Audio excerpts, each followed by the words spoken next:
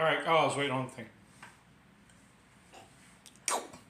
All right, Cubs. So we just destroyed the shrimp and grits, shrimp and faux grits, fake grits.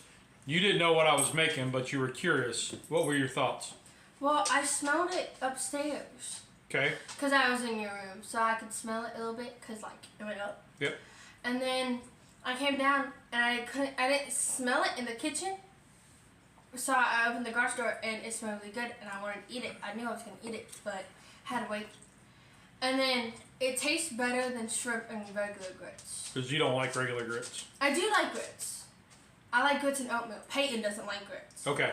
But I like the texture of the cauliflower rice grits better than the regular riced cauliflower. It's not cauliflower rice. It's the same thing, isn't it?